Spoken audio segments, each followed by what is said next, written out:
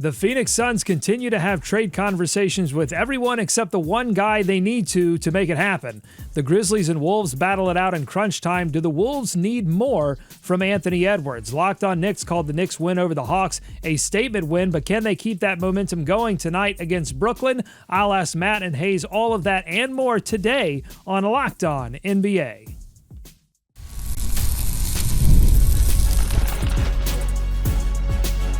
You are Locked On NBA, your daily NBA podcast. Part of the Locked On Podcast Network, your team every day. Welcome to Locked On NBA. Thanks so much for making us your first listen of the day. We are free and available wherever you get your podcast, part of the Locked On Podcast Network, your team every day. Today's episode is sponsored by Prize Picks. Now's the perfect time to join. You can download the app today and use code LOCKEDONNBA to get $50 instantly when you play your first $5 lineup. That's right. No need to win to get the bonus. It's guaranteed. Prize Picks, run your game. I'm Doug Branson, host of Locked On Hornets, and your Shot Clock Sherpa, guiding you through the NBA's biggest stories with the help of Locked On's local experts. And with me are two of Locked On's premier national NBA experts from the Locked On Nuggets podcast and senior NBA writer for the Action Network. We've got Matt Moore. And from the Locked On Bulls podcast, we've got Hayes. Matt, Hayes, yesterday was Dr. Martin Luther King Jr. Day, and the NBA celebrated Dr. King's legacy with a slate of games throughout the day beginning at noon and special pregame and halftime celebrations across the league. The league has been marking this occasion for nearly 40 years now. Before we get into some of the games that happened yesterday, I just wanted to give you each a few minutes to talk about what you saw and what it means to you that the NBA keeps this tradition. Matt, we'll start with you. Let's go to Hayes first. Let's go to Hayes first. All right, Hayes, we'll start with you. Is this what we're doing? No, I mean, it's great that they do honor with the full slate full of basketball, but also gives players an opportunity to talk about what the legacy of Martin Luther King means for them. I think we need to do more honoring people who matter to this country more in our sports. Sports are the things that bring us together. And so when we have an opportunity to put that out on the TV and let these players, talk about what things mean to them, I think it's always best for engagement and to bring everybody together. Yeah, for me, Memphis does a really good job with this every single year, and they've got a video up on their YouTube page. I'll give Doug the link so we can put it in the description of the Grizzlies players going to the National Civil Rights Museum in Memphis, and it's incredible. It walks you through the path of slavery and the horrors that happened there. It walks you through the sanitation workers strike. It walks you through Dr. King's legacy and all the way through the entire process. And it's really amazing. And you see these young players really kind of stunned by what they see at these things. And one of the things I thought was really great was that Brandon Clark was there, and he's been there before and he still made the trip. And now, star players get at things like this, and that's totally okay. They've been there before and they've done it. And these are also private things. They don't need to be on there for any sort of promotional thing for the team. But I do think it's meaningful in that, these teams are corporate entities, but they're also cultural icons, and they are strong entities in their communities. So making this important to the communities around the league, because as a white guy that covers this league, it's important that I think every person that covers this league needs to understand this is a black league. Like at its core, this is a black league, and basketball could be for everybody, but you have to understand the importance of those cultural values and why these things are important. And that's for everybody. And I think that it's important that we keep doing these things, and I think the league does a really good job. There's so many things we can criticize the NBA about. On this day, with what they do, with the teams that they do it with, I think they do a really good job. Let us know what you think on YouTube, youtube.com/@LockedOnNBA. One of the marquee matchups of the day was a battle out west between the Memphis Grizzlies and Minnesota Timberwolves, and it lived up to the billing. Grizzlies won a tight game 108-106. It was a tale of two closing lineups heading in opposite directions. Let's go to both sides of the matchup. First, you're going to hear from Ben Beacon of Locked On Wolves, and then to Michael Cole of Locked On Grizzlies. Late game execution continues to be an issue for Minnesota. It's something that they've got to work through. Ant scoring 32 points on 19 shots is great, and I'm super happy he got to the line 19 times, and he still shot 8 threes, which is great. It's the picking your spots and the quality of the three-point attempts that were a bit dicey for Ant. The Grizzlies were pressing up on him so much, off the ball too. Ant had 5 turnovers and only 3 assists in this game. Minnesota just needs to be able to find offense somewhere else. 2 closers the Grizzlies have. I think it's an ideal situation look, we're talking about what's going to make the Grizzlies an elite team. It's things like that. When you go to the fourth quarter, you can't be too dependent on Ja Morant down the stretch. I think that was a problem. If you go back to those last two playoff series and it's just fourth quarter pick and roll, Ja Morant, everybody get out the way. Now you can say, you know what? If Ja's got it, we're going to keep going to 12. He's going to take us to the promised land. If Ja doesn't have it as much, there's no problem. You just go over to 13, who's also one of the better isolation scorers, who's also right now as one of the best fourth quarter players in the NBA. The Grizzlies got options. Okay, we'll come back to the Minnesota Timberwolves in just a moment, but let's stick with the Grizzlies. Matt, can you have two closers, or is that like having two quarterbacks? If you got two, you got zero. Or are you buying what DeMichael is selling there, that this duo closing team will make the Grizzlies elite in the postseason? No, I'm into it because I think the biggest thing is that Jackson really under the radar. You know, he spent all of last year, like he played last year while Ja was out. And one of the things that was really great was early in his career, I had a lot of criticism for Jaren because Jaren didn't have a series of go-to moves. Like offensively, it was very much just him freewheeling and trying to figure out what he should do and trying to use his athleticism. Now, he has moves he can get to. He has shots that he's comfortable. He has spots on the floor. And being able to get to those kind of opportunities, if the defense is doing a good job of covering him, when you're facing an opponent like this, where it's better to use kind of Jaren's ability to range from short to mid, I think that's really valuable. And we're just seeing that. I think Memphis has a real possibility. They've got options is the word. Is that they have different ways to attack the different things that are going to be in front of them. Those are the teams that I want to bet on in the playoffs the most. So even for all the questions, if this team is healthy, which is a big question mark, but this is the kind of stuff that makes me like Memphis as a serious title contender in the NBA.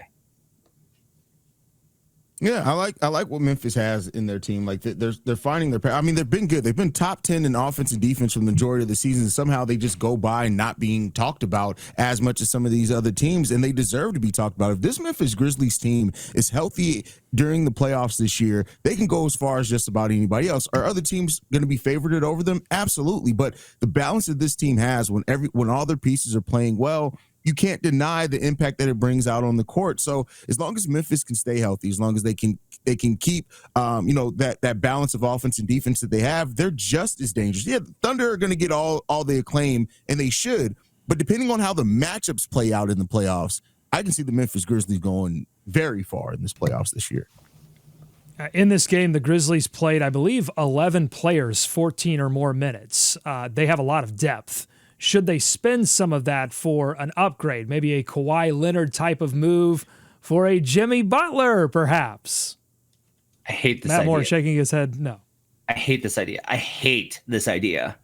Look, you're not going to beat – Ja is awesome, and 3 years ago he was an MVP candidate. Jaren is great. Bane can have huge playoff games. You have guys, okay? But you don't have – Kevin Durant. You don't have Nikola Jokic. You don't have Giannis Antetokounmpo. You don't have those guys. And so you need to be able to keep options. You need to win the minutes throughout the game. If you focus too much on sending out this great depth that you have that allows you all these options, that means that that one way that you're playing better work. And that's not how Memphis is built. They need to be able to be fluid and flexible and have options and not go in for one of these guys. As a Memphis guy, I am praying that they get to the deadline without a move. Go as far as you can, and if it doesn't work, you can readdress and see if you want to coalesce. Go as far as you can now, and then assess. Yeah, I agree with that. Wait till the offseason. Like especially when we're not seeing a lot of big moves yet at the trade deadline. I don't think we've seen the contract moved over $20 million. Like the Memphis Grizzlies don't need to be the one to try to make a big swing for it at this trade deadline. Just play it out, see how you're going to have. You haven't had your team healthy for the last 2 years, really. Finish the season out, and then we'll see where it goes.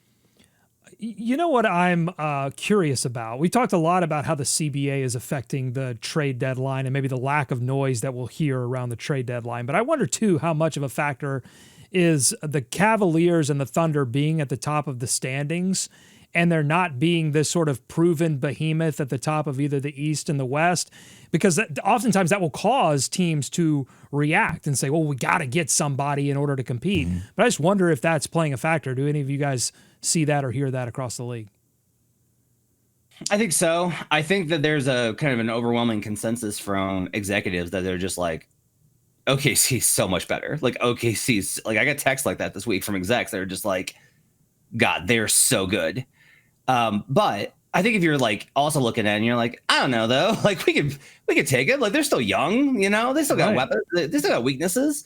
And I think there's vulnerability there. I think it's more prevalent in the Eastern Conference, right? Where the Knicks loaded up on as many wings as possible. I think it's why the Bucks, I think, have been so aggressive in trade talks in terms of they've been really out there looking to make a deal. I think it's why Cleveland, to be perfectly honest with you, continues to shop around for that other wing. Is like, there is this idea of we're going to have to get past Boston at some point. We got to add more wings so we can go up against Boston. With OKC, what do you go? What are you bringing to the table?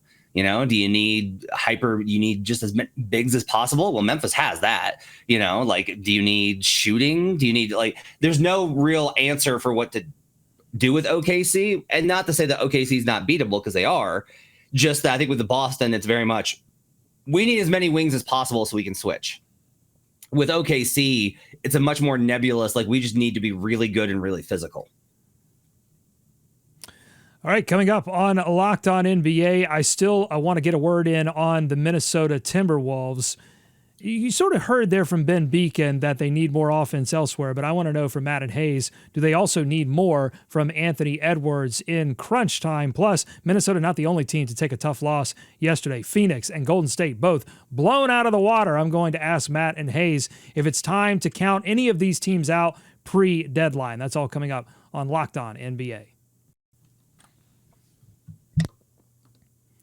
Today's episode of Locked On NBA is brought to you by FanDuel. From the first whistle to the final drive, FanDuel makes the NFL playoffs even more exciting. And right now, new customers can bet $5 and you're going to get $300 in bonus bets if you win your first bet. That's $300 to keep the action going. And maybe you want to take some of that action and look at some of the awards for the NBA right now. Shai Gilgeous-Alexander, I would call him an overwhelming favorite, but certainly a favorite at minus 330 over Nikola Jokic at plus 260 for MVP. NBA Rookie of the Year, a lot of noise around Jalen Wells and Zach Edey of those Grizzlies, but right now, Alexander Sarr still leading as the favorite at plus 180, and then Victor Wembanyama, overwhelming favorite for Defensive Player of the Year at minus 550. The FanDuel app is easy to navigate, and the variety of bets keeps every game exciting. Plus, when you win, you get paid instantly. No waiting around for your winnings. Whether you're betting on your favorite team or just looking to add some extra excitement to the playoffs, FanDuel has you covered. Just visit FanDuel.com to join today and get started with $300 in bonus bets. That's FanDuel.com. Make this playoff season unforgettable with FanDuel, an official sportsbook partner of the NFL. More Locked On NBA ahead.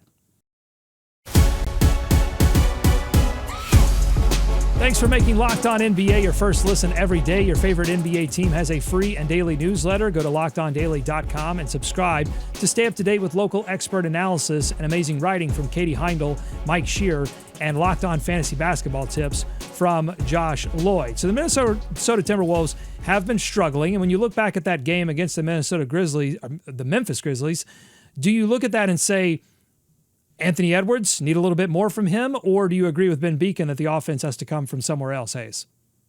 I mean, the offense does have to, like Anthony Edwards, not to say that he's perfect. He's doing a lot. He has a 35% usage rate in clutch time for the Minnesota Timberwolves. Somebody else has to step up. He can't do it himself. And Anthony Edwards does hold himself accountable. I think you need somebody else to help with that. He's shooting the ball 39.7% in clutch time, 52% from 3-point. Like, he's doing the best that he can. The way that I look at it, like, you can always ask more of your best player, but I think the thing that really shows things and how they can be sustainable is who else is helping step up in those moments as well. I think this is a layered problem here where, one, look, they made the decision, as much as this was a money decision to move on from Cat, it was also a decision of, we have Ant, that's our guy. Okay, so Ant's going to have to be that guy. He's going to have the ball in his hands. He's going to have to create. The problem is like, their spacing is wrecked. I did like a bunch of work on this over the weekend. I got an article coming out over at Fanside about this, that with Jaden McDaniels, Rudy Gobert, and Julius Randle on the floor, they can't space for anything. Like, they can't. Dante DiVincenzo is now going to be out for a long time. They have no ability to adequately space the floor with those three. This combo does not work. They've got to add a wing who can space the floor a little bit. They've got to reconfigure this offense. They can move Nas into the starting lineup if they move Randall, but they got to get better wings around offensively, Edwards, in order to capitalize. Last year, Cat provided enough spacing to balance that stuff out. But I'm telling you, watching these clips, it would work if Ant had better chemistry and trust in Rudy. He doesn't. And like, you can argue whether he should or should not. He doesn't. He does not move the ball to him. And if you say yesterday he missed a bunch of layups, that's why he doesn't pass to him. And I think Rudy's really tight in those situations and has been his whole career because he doesn't get the ball. So he's worried on those possessions that he's never going to touch the ball again if he misses it. They've got to rebalance this offense. They got to figure out a way to do that while keeping their defensive identity. This transition, I think, is more difficult than they thought it was going to be. And that's a reason why I think they've got to be active at the deadline, not only for Julius Randle, but Jaden McDaniels as well. All right, Minnesota lost a heartbreaker, but Phoenix and Golden State got their back broken on Monday. The Suns lose 118-92 to the Cavaliers, and the Warriors take an historic home loss by 40 to the Boston Celtics. Let's go to Locked On Warriors for the autopsy. They began 12-3. They're 9-17. Now 9-18 since the points are down, 119-106. The shooting percentage down. And since November 23rd, the Dubs are 26th in offense. They're 19th in defense. They're 23rd in pace. It's been ugly. So what are their options? They can do what Chuck says, and they can take a huge gamble. But the fact of the matter is most title teams aren't built through the big trades. A lot of times they're disasters, and it's the fine line marginal moves. Like, let's go with Dallas last year, getting PJ Washington. And you know who made a smart move, finally? The LA Clippers, who are good right now, by the way. They're fourth in the West. They have the Western Conference's longest winning streak at 4 games. And they made a smart move. They let the huge money walk. Meanwhile, the Sixers signed Paul George to a 4-year, $212 million contract. That is what the Warriors do not want to be. They do not want to be dumb. That was Chuck Walter of Locked On Warriors, but I don't think he was referring to himself in the third person there. I think he was talking about Charles Barkley, who advocated for Golden State to go out and get a star. What say you, Matt? We'll start with you. Should they get dumb? They say scared money don't make money. Should they be scared? Should they be dumb? What do you think? I mean, look, I think they should be dumb. I genuinely do. Like, here's my thing is you've got to decide.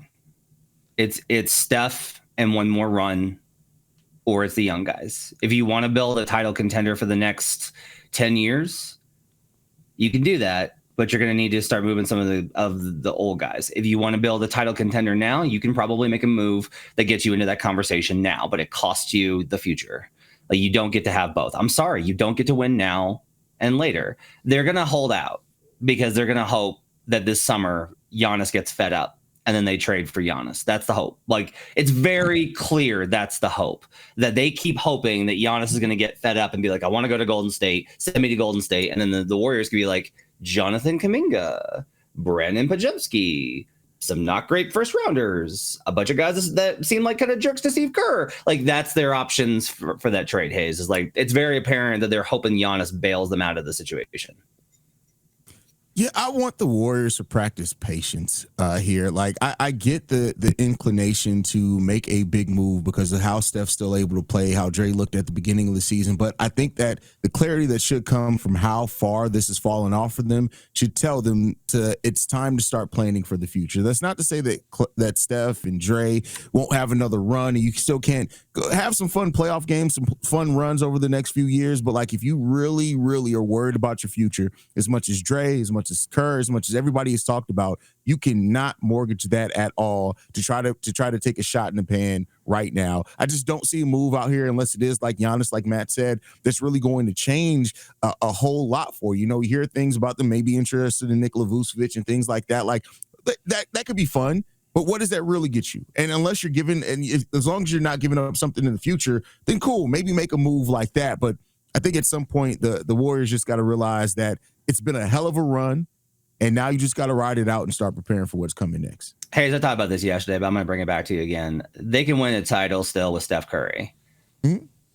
I don't think they can win a title with Steph Curry and Draymond Green both on the books. They need to use Draymond in order to get the moves. I don't think they can do, like, I just don't think Dre is either there anymore. And I think that the contract is too much of a burden. Like, you're not getting return on that contract. They got to move Dre, I think, if they want to do this. I don't know that they should.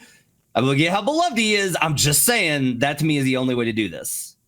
You know, worried about if they move Dre, I'm worried that depending on the team that he goes to, we could literally just see 3 years of Draymond Green who doesn't give a damn, and that's dangerous for the league. I think it'd be, I mean, it's true. We need to wear helmets, but other than that, I think it'd be hilarious. Yeah. So from that conversation, it sounds like you both would be safe to count out the Golden State Warriors even pre-deadline, because it sounds like both of you are advocating for, well, Hayes is advocating for patience, and Matt is advocating for something that he doesn't think the Warriors are prepared to do.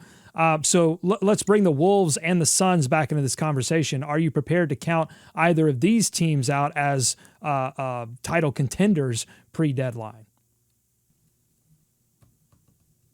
Yeah, the Wolves count as title contenders. They're down, out, and looking bad. They're not going to be pre-deadline. So this is like, no matter what they do at the deadline, this team is cooked. Yeah, I don't think that I see a move in which the Wolves can turn it around enough to where they can be a contender for a title. They can go on a playoff run. They can have some fun. A title contender, no. The Suns, I won't count out yet because they have talent. KD is on that team. It's hard to count out a team with KD. You would hope that at some point they're going to be able to get it together. But the Wolves, yeah, I'm counting the Wolves out. And the Warriors. Yeah, it's like I want to pick one of these to back, right? But I don't want to back the Wolves. I don't want to back the Warriors. I don't want to back the Suns. I'll back the Wolves, actually. Look, I think I don't think this team is broken. I think that they just created, because of the money stuff, they created this situation that they can't really solve. There are great lineups in this team. They just can't get to them consistently because of how the roster is constructed. They are a or two trades away from this team, I think, being back. Here's the reality.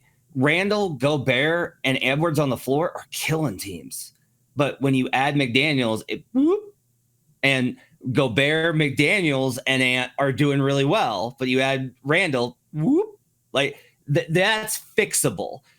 Suns, I think they're the easy one because there's no explanation for how bad they are. There's no explanation for how bad this team is. How is Jusuf Nurkić out of the rotation?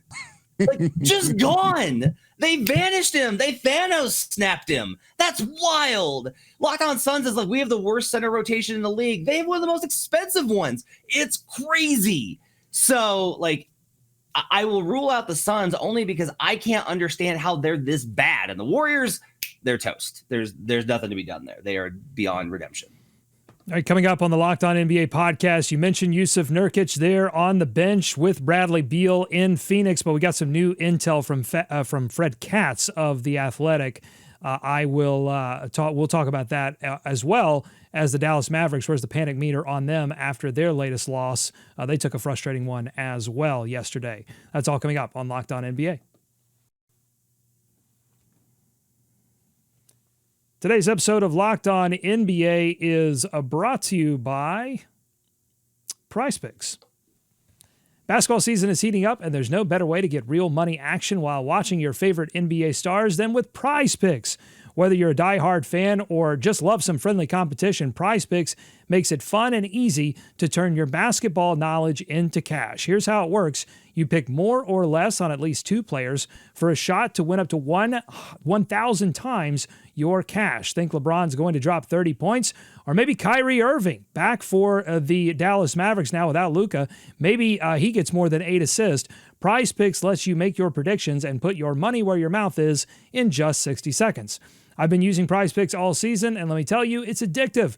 Last week, I picked Jason Tatum for more than 29 points. I had Anthony Edwards for more than 25 points. I'm addicted to more than. I just like to see these guys put up big numbers. That's the kind of action I want. And with PrizePicks Flex Play option, even if one of my picks doesn't hit, I can still double my money. Plus, once I hit, I get my money fast, sometimes as quick as 15 minutes. It's honestly the best way to keep the game exciting. Now's the perfect time to join.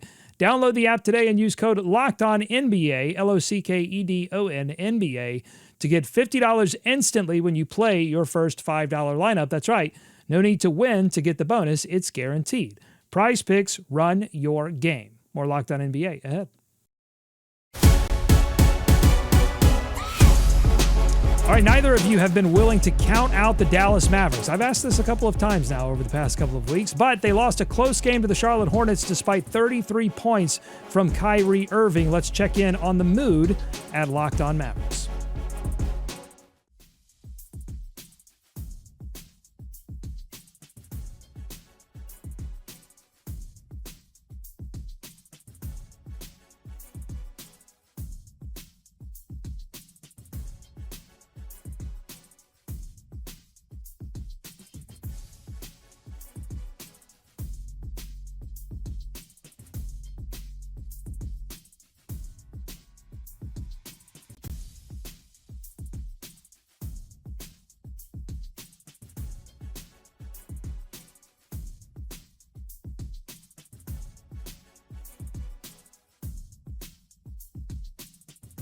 No Derek Lively in that game either. Luka isn't due back until the All-Star break at least. They have games against the Wolves, Thunder, and Celtics coming up. Why are they losing these games despite Kyrie coming back, and where is your panic meter on this team, Hayes? My panic meter isn't too high yet. Like I said, I look at this Mavericks team, and I think that they're going to be able to go. If Luka comes back healthy, they stay healthy, they'll be able to go on a run at the end of the season, whatever that means. Even if they're in the play-in and have to make it out the play-in tournament, I still think that they have more than enough talent to get that done. It's not ideal because you don't want to go into a situation where it's one game and you're out, but I'm not extremely panicked yet. I think that they're missing Luka. Luka is so important in everything they do. Yes, they have talent everywhere else. And I can admit that I thought that their depth was going to keep them a little more afloat than what it has so far in this time with Luka being out. But I'm not quite panicked yet. I'm just not. They'll be fine. They'll be fine. I don't know why we just got done talking about how the Wolves, the Warriors, and the Suns are going nowhere. Wolves are 9, Suns are 10, Warriors are 11. The West isn't getting away from them. We're on this show every day talking about how the Lakers don't look right. They're the team right above the Mavericks. The Kings are behind them, and yeah, the Kings are surging, but we got 4 months to go. Their offense is a problem because they were specifically built to be around Luka and Kyrie. Like, that's how they built the team. And so if you take one of those pieces away, the supporting structure isn't there. They don't have creators. They don't have creators beyond Kyrie. It's hard to win games when you have one creator who's a small guard with some age on him and pretty mediocre offensive weapons otherwise. They're built to maximize those too. So I'm not surprised that they're struggling offensively. I'm not surprised they lost this game. They'll probably struggle to the All-Star break. Guess what? All-Star break is 2-3 weeks away. They'll get through the stretch. They'll get healthy. They'll make a run. They'll be fine.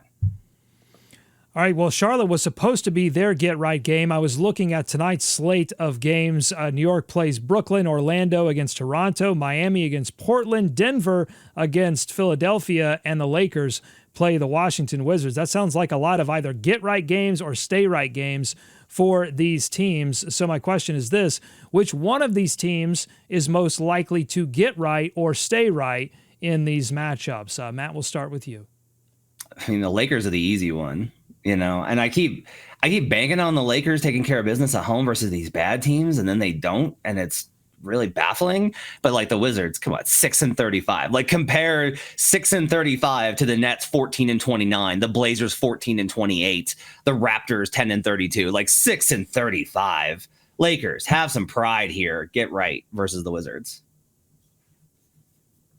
Yeah, I look at this and the Lakers better win against the Wizards, so to say. But I think I'll say Denver. Denver's going to kill Philly in this game today. You don't think so? You think you got Philly over Denver today, Matt? Yeah, I'm not over, but I'll just say this is what happens is when you play the team that you don't have a scout on and Embiid's not in. They've struggled with Philly every time that they've come here without Embiid. Yeah. They played, and even though they've been without Embiid the entire season, I promise you this will be a much closer game than you think with Denver. Okay, all right. I think Denver's gonna pull that one out, and then I'm gonna say this: Orlando better get right against Toronto. I need them to win that game. Well, and they're close to welcoming back Franz Wagner. He's on the mend, but yeah, they've struggled a little bit. They got Paolo back, sort of a similar situation to Dallas, they get a star back, and it sort of weirdly knocks the chemistry a little bit. And I've observed this with the Charlotte Hornets too. As soon as they get one of their injured better players back, there's just something about having none of your stars that just like inspires a team full of guys that are probably fighting for NBA minutes in general to win games or at least compete in games that they're not supposed to. And then one star comes back and it sort of knocks that all away. Yes, Ace. If any team missing a bunch of stars needs to get their get back, just play the Bulls. It seems like every time they'll just allow some random guy to go off for 30 points. So there you go. The other one here is Heat are playing the Blazers. They get up for this. This is the Joe Cronin game. They get up for this because they're still mad. They're still salty about the Dame trade, about Cronin not taking their platter of garbage for Damian Lillard. So that they'll get up. Honestly, the bigger question, Doug, do you see a team that's gonna get wrong tonight? Like, what team's gonna get wrong tonight? Well, yeah. So who's going to slip on the banana peel is the question. It seems like you have some suspicions about Denver. I have some suspicions about New York. They're playing Brooklyn. Brooklyn has shown themselves to be a little bit feisty, despite trading away some of their talent. New York's on a second night of a back-to-back after a win against their rival, the Atlanta Hawks. A little unlikely rivalry there, but they've got it. They got the win. So, yeah, I think there could be a little bit of a letdown for New York against Brooklyn. I think Orlando, bad on the road as well. But, like, that's an interesting question. Let us know in the comments over at youtube.com/LockedOnNBA. What team's going to slip on the banana peel tonight? All right. If you like what you heard today, subscribe to Locked On NBA wherever you get podcasts. That includes YouTube. Thank you so much for making Locked On NBA your first listen every day. Enjoy tonight's action. Be kind to each other. And we're going to see you right back here on Wednesdays, Locked On NBA.